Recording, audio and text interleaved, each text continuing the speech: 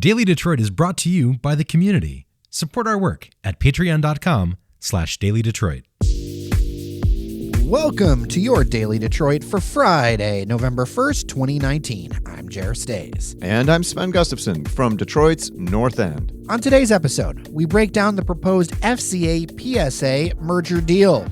A lawsuit involving a popular brewery has been settled out of court. A new hotel is coming to downtown Detroit. We chat about the details we now have on bike sharing expanding to the suburbs. And the Oakland County suburb of Ferndale has a mayoral contest coming up. We talk a little bit about it. Let's get into it. So the big business auto news around town has been the specter of a tie-up between Fiat Chrysler and PSA or Peugeot. Sven, what is going on? What are the outlines of this deal? This deal, announced earlier this week, came together pretty quickly. This would be a 50-50 merger between Fiat Chrysler and PSA Group, which is really, these are both essentially two consortiums of automakers. I mean, Fiat Chrysler obviously is Fiat Chrysler, but also Jeep, Ram, Maserati brand from Italy. PSA Group is similarly a group of automakers that are mostly European-based. We're talking about Opel, Citroën, Peugeot is the most well-known, probably Vauxhall. Opel and Vauxhall are they were formerly owned by GM. They got rid of them a couple of years ago. But the merger here would make PSA and Fiat Chrysler 50-50 partners. It would turn them into the fourth largest automaker by sales.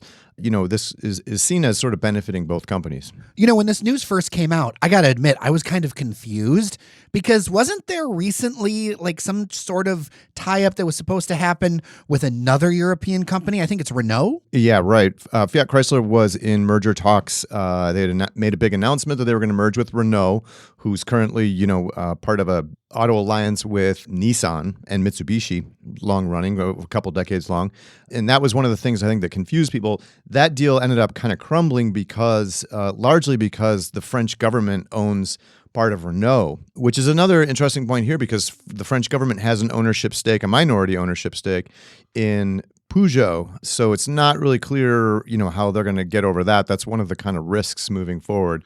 So how does a deal like this benefit FCA and PSA? I mean, I know on a surface level that the two companies work in different geographies. Right, exactly. So none of PSA's cars right now are sold in the United States.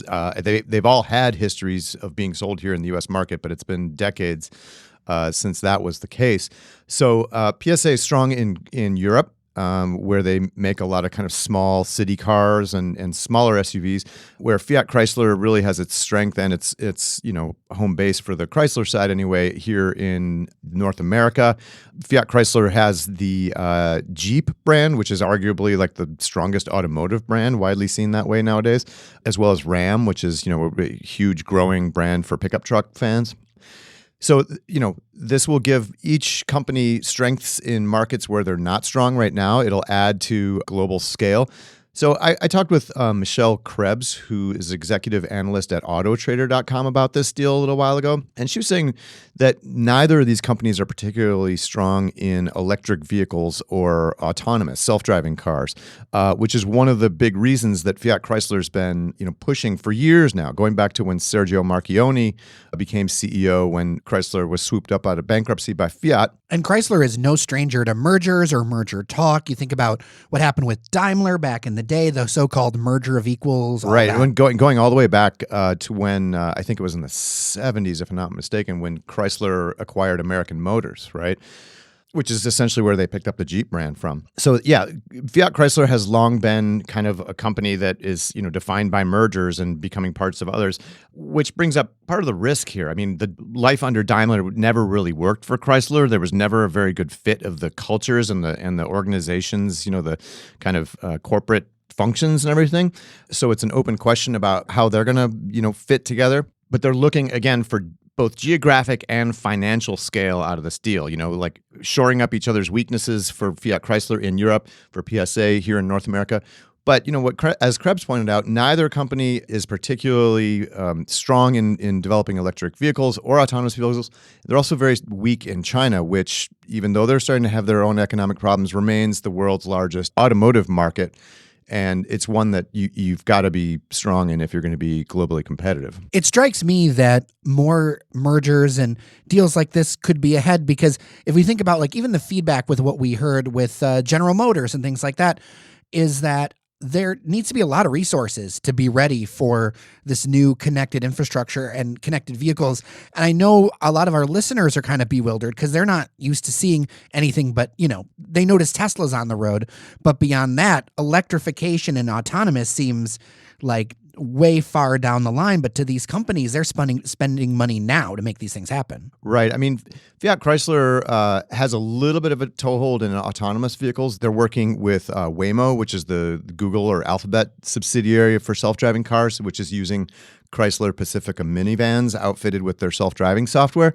So they've at least got that going for them. But neither company, I'm not super aware of PSA, but Fiat Chrysler doesn't have a lot going on in the electrification sort of business. I'm not even really aware of any plans for like a fully electric vehicle by them yet. There could be something, but it's not anything that exists or is soon to come out.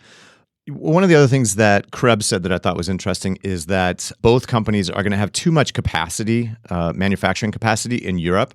That's long been the case, but she said it's really tough to close factories there because in contrast to the United States, where states always want to keep their automotive factories running and everything as part of their global economy, over there it's countries. So you get into kind of nationalism, and because every country wants a big car factory as part of their industrial base, right? But she said that's going to be an issue that they're going to have to do. But, this thing is really in the early goings. There's a lot to shake out and see how things develop. Fiat Chrysler CEO Mike Manley, who will transition into an unnamed senior executive role when this deal consummates, assuming it does, emailed employees earlier this week, according to the Free Press, and he told them he plans to hold a global town hall meeting where he's going to discuss the state of the company, talk about the merger and his expectations for the remainder of this year. So that should be happening soon. All right. Well, I got to ask you, what do you think of this deal? I mean, I think it makes sense. It seems like it's inevitable. Like I said, Fiat Chrysler's been trying for a long time to find an automotive partner. I mean, people will probably remember a few years ago when Sergio Marchionne proposed a merger with GM. I think a lot of people in this town sort of collectively gasped their breath, to think about that. And I'm not sure that ever really made good sense. GM was never remotely interested in it, but they've been trying to find a partner for a long time. I mean, Sergio Marchionne was a champion of beating this drum that the auto industry needed to consolidate to get stronger because margins are just so narrow in the automotive world. Which, one last point that I'll bring up, the day after this deal was announced, Fiat Chrysler came out with their quarterly earnings. They posted higher than expected earnings on record margins. They were actually able to get just over 10% in their margins for the quarter, which is pretty remarkable for the industry. In an update to a story we've been following on the podcast, Grand Rapids-based Founders has settled a racial discrimination suit out of court with former employee Tracy Evans. In the suit, Evans, who is black, said the company tolerated, quote, a racist internal corporate culture, end quote. The reaction to the suit has garnered national headlines. In a statement, the company said, through recent discussions with Tracy, we listened, engaged in self-discovery, and reached common ground to make amends. The settlement amount was not disclosed, and the case has been dismissed. Ground broke Friday on a new hotel at the former WWJ Studios building in downtown Detroit. The Hotel Cambria will have some nods to its history saved, including the lobby, the old studio, and WWJ signage. And there will be new design accents that will remind you of its historic past. There are two main sections to this project at 600 West Lafayette. The hotel will be built modularly and will be new construction. The office meeting rooms and retail will be in the old building. Royal Oak-based Detroit Taco and the Detroit Kid City franchise are planned retail tenants. The project will cost about $50 million and is planned to be open by the end of next year. There's a proposed deal between the United Auto Workers and Ford averting a strike. According to CNBC, workers would get a $9,000 signing bonus and similar raises as General Motors in the 3 to 4% range. There would be one plant closure, but no layoffs. The Romeo engine plant employs about 600 hourly workers making V8 engines and parts for other engines. Employees there would be offered jobs at a transmission plant a few miles away, or they could take a buyout package. the engine work will be shifted to other plants. Multiple outlets say that there will be about $6 billion in new investments from Ford in the contract. Union leadership for Ford workers will decide on the deal today, and then it'll be sent to the 55,000 or so workers for a vote, which will take about a week. From engine power to pedal power, Mogo, the region's nonprofit bike sharing service, announced details this week about their expansion into the suburbs. Here's some top-line info before we get talking about it. Mogo is going to add 31 new stations and 140 bikes to central northwest Detroit, as well as the suburbs of Ferndale, Royal Oak, Oak Park, Berkeley, and Huntington Woods. That's going to nearly double Mogo's current system size. This is all going to happen next year in 2020. We'll have a map up on the website, but I formerly lived in that service area. Now I'm closer to the downtown service area. Sven, this is right in the middle of what you're doing. I know that a lot of our team's up in this Mogo service area. What are some of your initial thoughts looking at this and seeing bike share actually spread? Doesn't this feel, wasn't this supposed to happen a little bit sooner? Yes, it was supposed to launch this fall, actually. It was supposed to launch right around now. I think they had some, kind of difficulties with some of the federal grants, just some normal bureaucracy type issues. So now it's going to be next spring when it launches in these 5 suburbs and in Northwest Detroit. When we're talking about that, we're basically talking about the Avenue of Fashion, Livernois Avenue, and a University little bit District. down into 6 Mile, kind of veering off toward Marygrove College, where they're starting to kind of focus business development efforts down there and stuff. Yeah, and there'll be a station outside of U of D Mercy too. I'm looking at the map, and it looks good. It looks interesting. They, as they did when they unveiled in Detroit a few years ago, they solicited public feedback for where people thought stations should go. So it's interesting. My neck of the woods, 8 Mile and Woodward, we're actually, surprisingly to me, a little bit barren there. There's no stations within half a mile or so.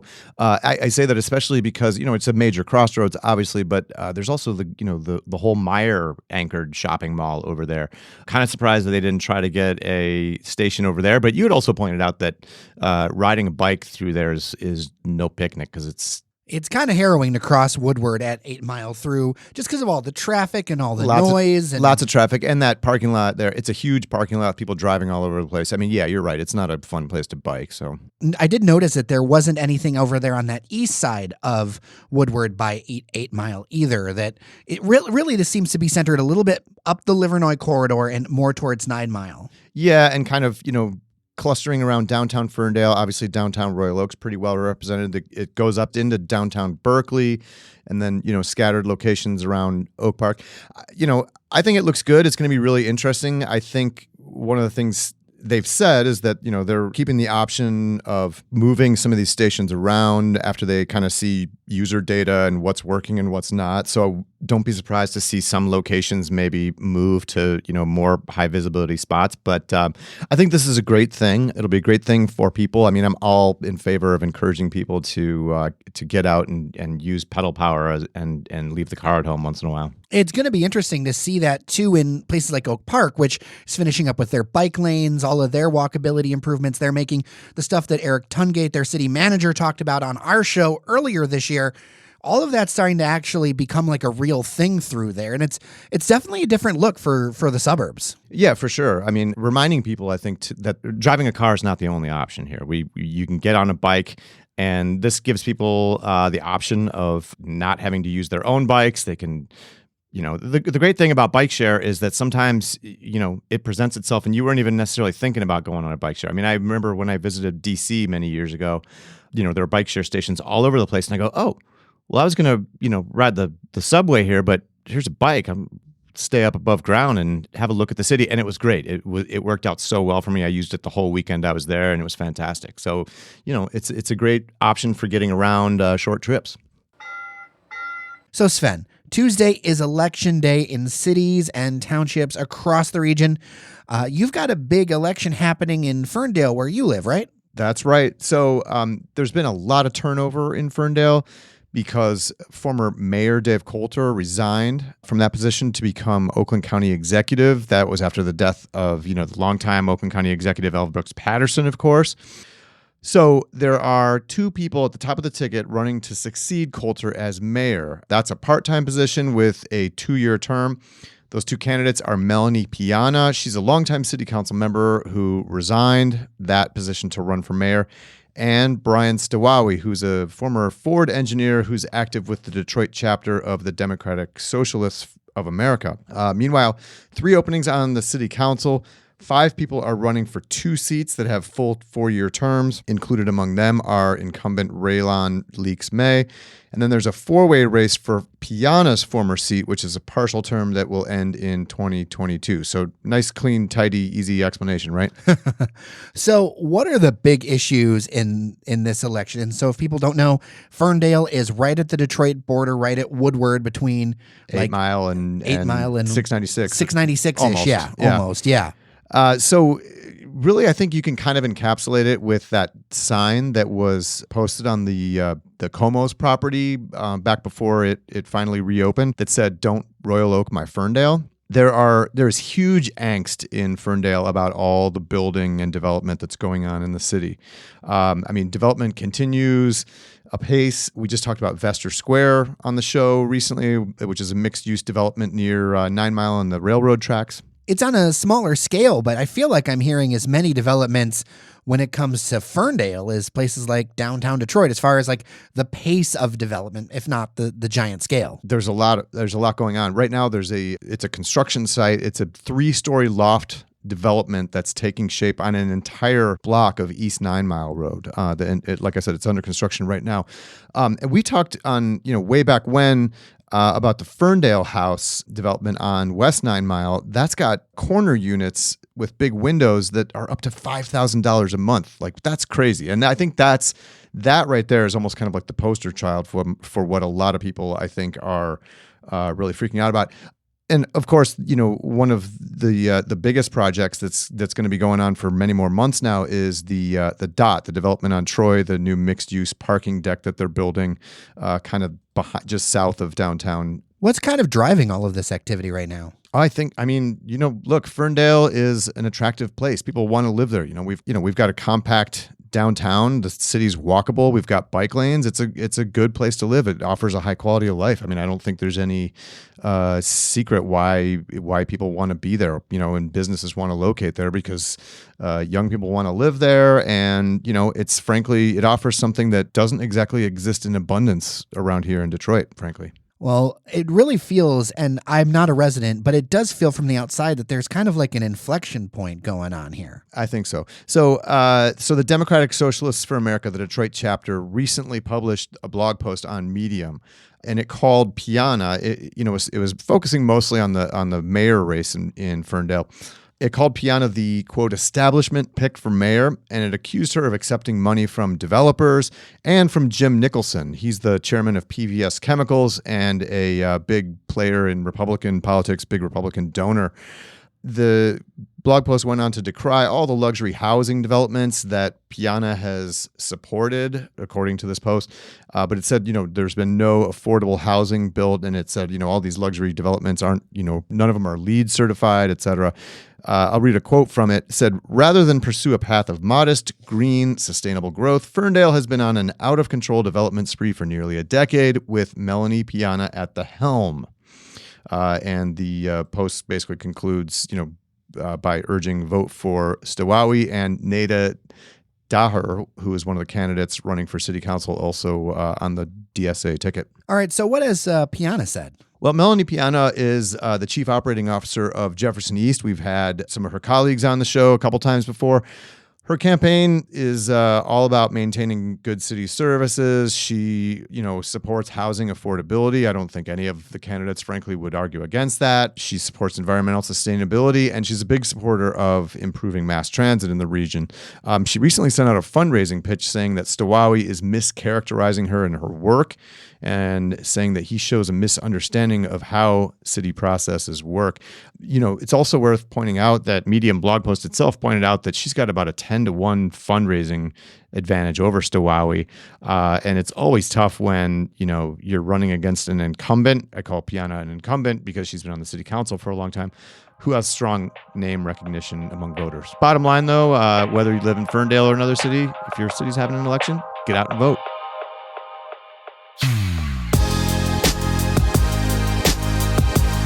Before we go, we wanted to ask you a quick question. When do you prefer getting the show? In the morning? The afternoon before you get home?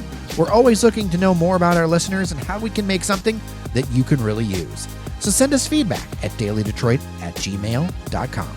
So that'll do it for your Daily Detroit. Thanks to Cheyenne Noserini, Randy Walker, our Spirits Advisor Emeritus, Nuri Gojai, the Creators Commons, and of course, thanks to you for listening. I'm Jer Stays. And I'm Sven Gustafson. Take care of each other. We'll see you around Detroit.